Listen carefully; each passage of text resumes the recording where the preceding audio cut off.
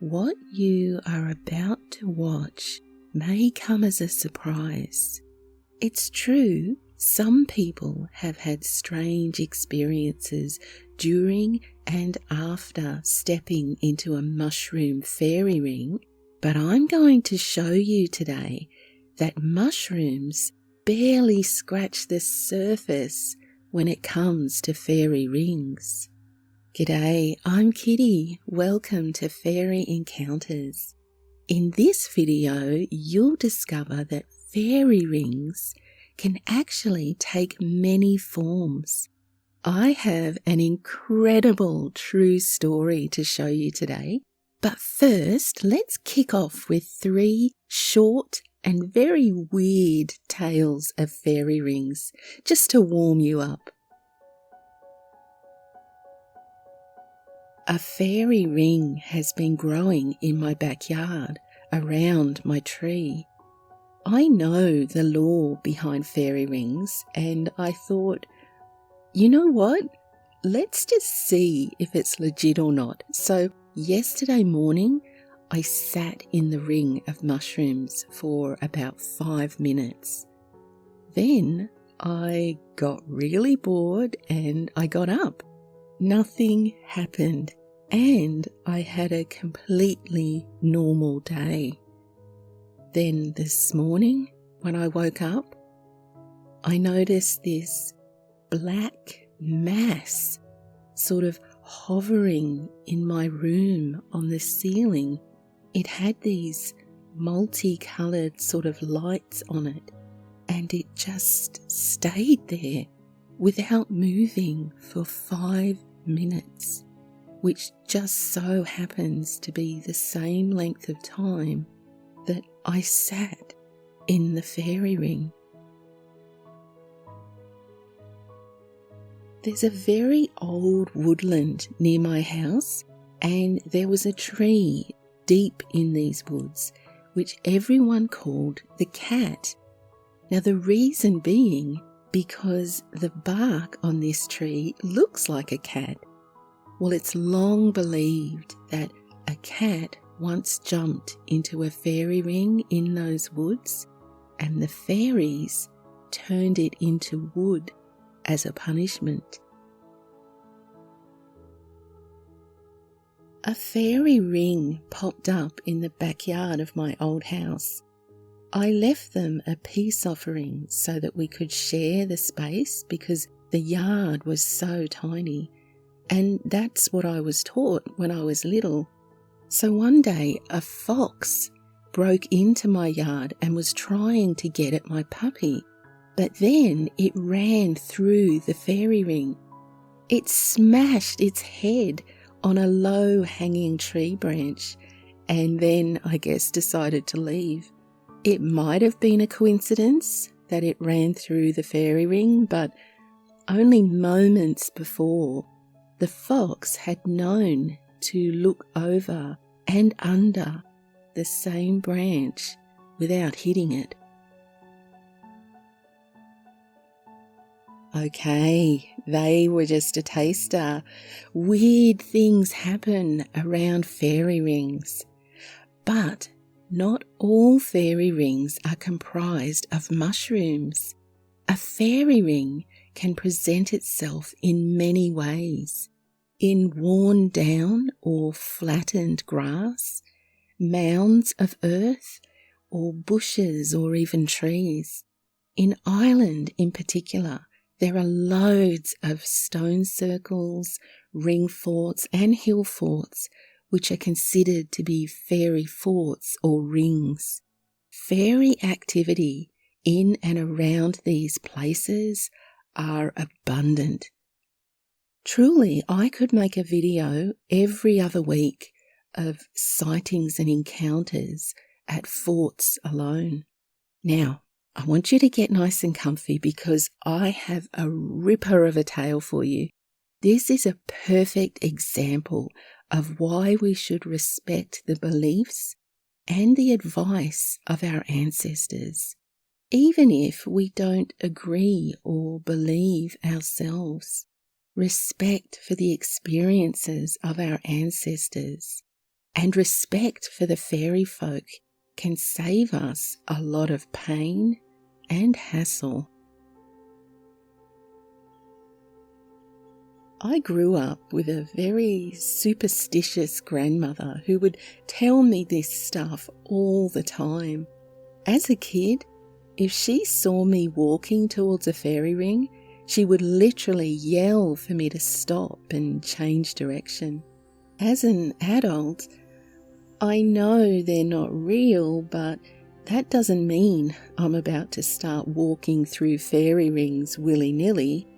I live with my boyfriend and 2 other friends, a couple, and we arranged to meet another couple for a hike.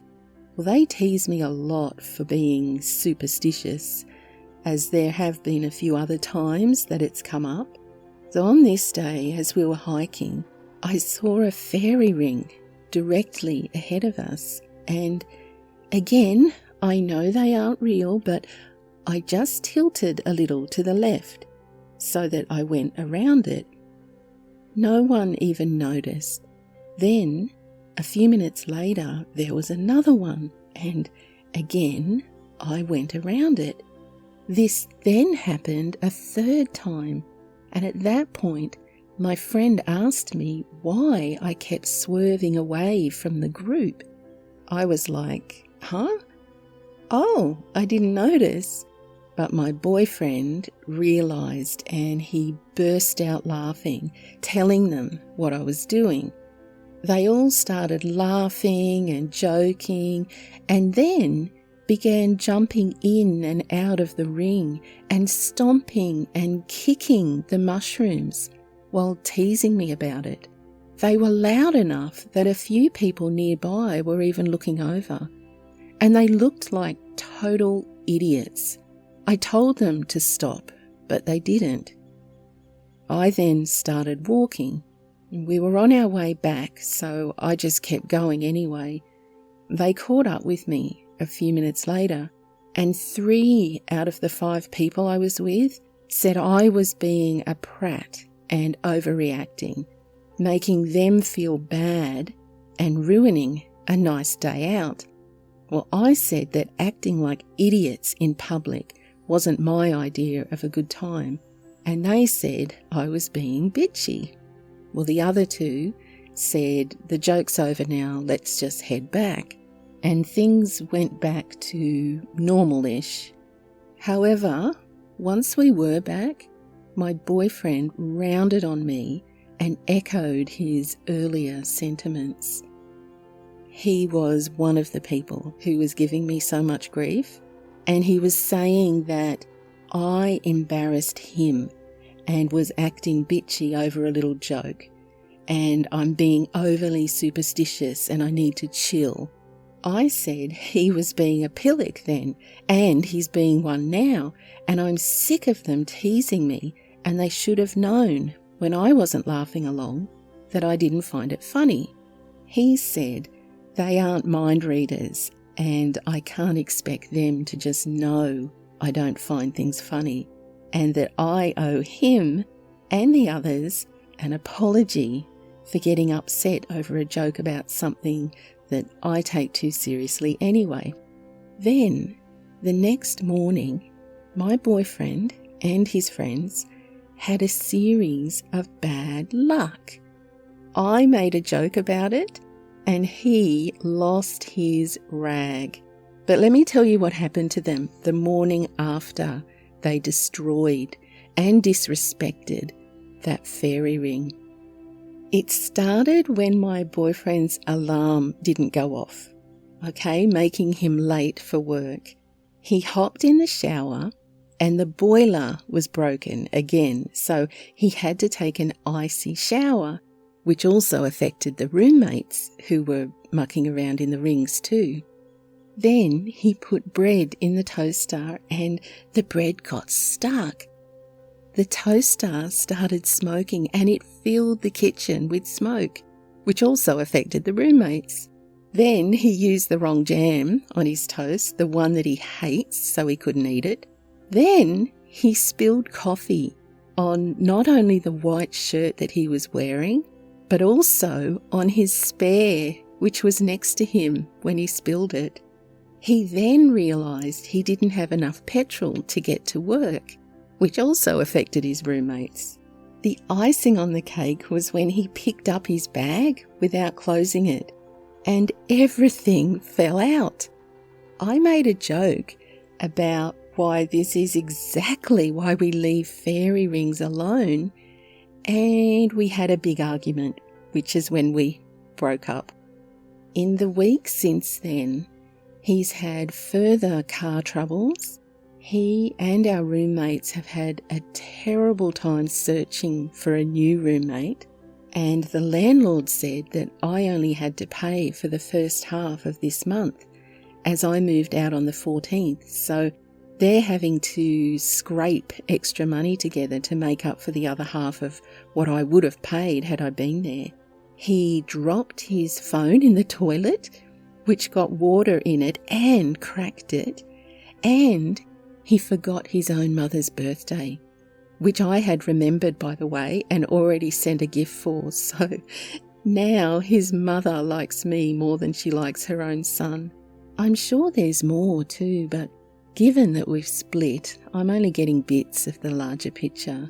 But this is why we don't mess with fairy rings. Honestly, that guy and his friends got off lightly. It's one thing to tease or ridicule the belief, but to deliberately destroy the ring for laughs, that is a crazy move. I wouldn't be surprised if they're still paying for that to this day. But I can't tell you how much I admire this woman for sticking to her beliefs and not allowing herself to be bullied by those who didn't believe or even respect the beliefs of her grandmother. This situation brings to mind a sentiment that I hear so often when talking about fairies, and that is the view of many people who say, "No, I don't believe in the fairies, but that doesn't mean they aren't there," or "I don't believe in them, but I know they exist." It is possible to respectfully distance ourselves from the fairy folk, not wishing to have any contact with them, but not wishing to offend them either. So why did our ancestors so fear fairy rings? Take a look at these true encounters.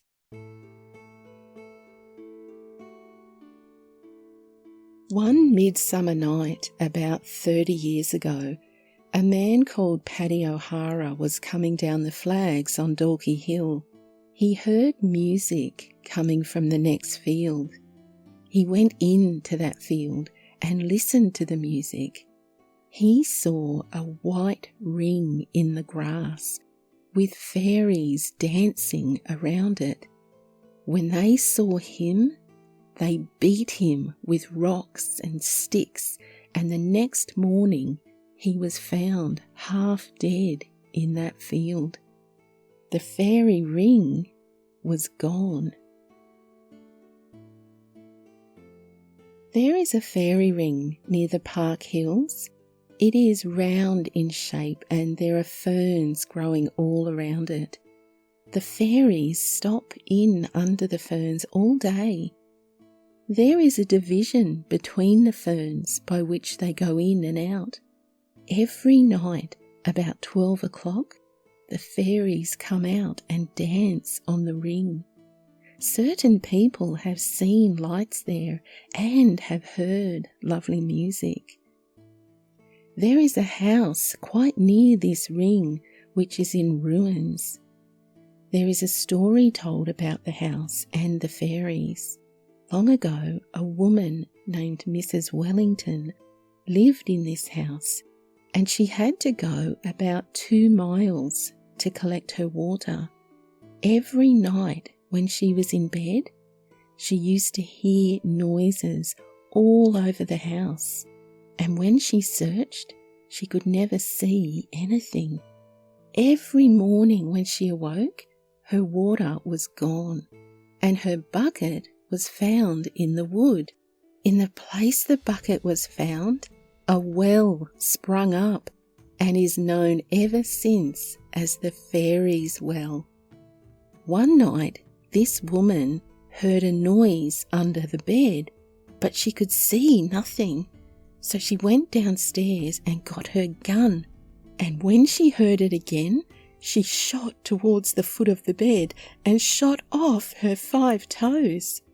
This woman also cut the ferns from around the fairy ring, and when she was dying, the sound of a scythe was heard. Not far from where I live, there is a fort, or fairy ring, as some people call it. We can see it from our windows. Long ago, fairies were very numerous in this ring. People passing at night heard them play music and dance. It is very unlucky to remove those fairy rings. My grandfather had part of it removed, as is to be seen there now, and when he went out after his dinner, both his horses were dead. Also, he found numerous things inside it. One was a very large key, which was here for some time but is now lost. And on another occasion, a man was passing by it at about 12 o'clock at night, and he heard a loud laugh coming from within the ring. He continued on home and went to bed, and the next morning, all his hair was gone. So you can see now how unlucky it is to trouble the fairies. This is an account of a fairy frolic said to have happened late in the last century. The victim of elfin sport was a poor man who, being employed in pulling heather upon Peatlaw, a hill in Celticshire, had tired of his labour and laid him down to sleep upon a fairy ring. When he awakened, he was amazed to find himself in the midst of the populous city, Glasgow, to which, as well as to the means of his transportation, he was an utter stranger. His coat was left upon the Peatlaw, and his hat, which had fallen off in the course of his aerial journey, was afterwards found hanging upon the steeple of the church at Lanark. The distress of the poor man was, in some degree, relieved by meeting a carrier whom he had formerly known, and who conducted him back to Selkirk, surely by a slower conveyance than had whirled him to Glasgow. That he had been carried off by the fairies was implicitly believed by all. A few miles from Neath, a stone pillar long stood on a tumulus which by the peasants was considered a fairy ring. The late Lady Mackworth caused this stone to be removed to a grotto she was constructing on her grounds, and which she was ornamenting with all the curious stones she could collect. An old man who was an undergardener on her estate, and who abounded with tales of goblins, declaring he had often had interaction with these strange little people, told the Reverend Mr. Williams that he had always known this act of sacrilege would not go unpunished by the guardians of the stone. He had more than once seen these sprites dancing of an evening in the rings of Banwan Bryden, where the wonder stone had stood, but never, since the day the stone was removed, had any mortal seen them again. Upon the stone, he said, were written mysterious words in the fairy language, which no one had ever been able to comprehend, not even Lady Mackworth herself.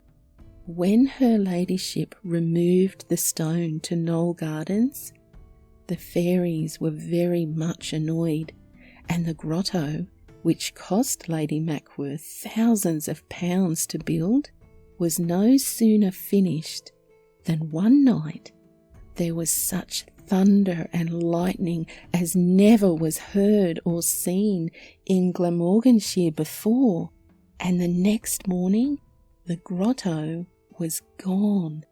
The hill had fallen over it and hidden it forever. I myself and others who were there could hear the fairies laughing loud that night after the storm had cleared away. A man was returning one night from a funeral. The moon was shining bright, and from the other side of the river came the sounds of merriment and the notes of a bagpipe. Taking off his shoes, he waded across the river, and there he found a great crowd of people dancing on the inch or the bank on the other side. He mingled with them without being observed, and he longed to join in the dance, for he had no mean opinion of his own skill. Then he did so, but found that it was not to be compared to theirs. They were so light and agile. He was going away then, quiet in despair, when a little old man who was looking on with marks of displeasure in his face came up to him, and telling him he was his friend and his father's friend, bade him go into the ring and call for a lilt. He complied, and all were amazed at his dancing. He then got a table and danced on it, and finally he span round and round on a trencher. When he was done, they wanted him to dance again and again, but he refused with a great oath, and instantly he found himself lying on the inch with only a white cow grazing beside him. On going home, he got a shivering upon him and a fever. He was for many days out of his mind, and recovery was slow, but ever after he had great skill in fairy matters. Many years ago, a girl who lived near Netherwhitton was returning from milking with her pail on her head when she saw fairies playing in the fields, and though she pointed them out to her companions, they couldn't see them. The reason, it seemed, was her pad for bearing the pail on her head was composed of four-leaf clovers, which gives the power of seeing fairies. Also, a few miles from Alnwick is a fairy ring, round which if people run more than 9 times, some evil will befall them. The children constantly run this number 9 times around the ring, but nothing will induce them to venture a 10th run. When it comes to recognizing fairy rings, we must look past mushrooms. We must keep an open mind and a keen eye. I hope you enjoyed this eclectic collection. If you like my videos, please consider supporting my channel as a member or a patron. Both are easy and safe. Links are in the notes below if you'd like to check it out. If that's not something you can do, no worries at all. I'm just so happy you're here and enjoying the videos, but please give me a thumbs up. That would be sweet. Until next time, stay curious. Cheerio.